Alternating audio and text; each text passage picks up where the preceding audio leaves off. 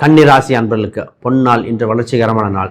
இன்று உங்களுக்கு முதலீடு செய்ய பொன்னாளாக இருக்கின்றன. குறிப்பாக இடம் சம்பந்தப்பட்டு சொத்து சம்பந்தப்பட்டதுக்கு அற்புதமான நாள். கடனை அடைக்க கடனிலிருந்து மீண்டு வர ஒரு யோக பலனை கொடுக்கின்றன.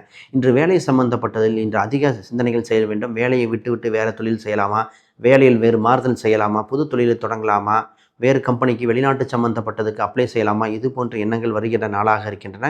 இதுக்கு அனைத்துக்கும் சுமூக பலனாக இருக்கின்றன. இன்று நேர்முக தேர்வு இருந்தால் இன்று உங்களுக்கு வளர்ச்சிகரமாக இருக்கும். இன்று குறிப்பாக குழந்தைகள் சம்பந்தப்பட்ட குழந்தைகளுக்கு மருத்துவம் சம்பந்தப்பட்டதுக்கு அற்புதம்.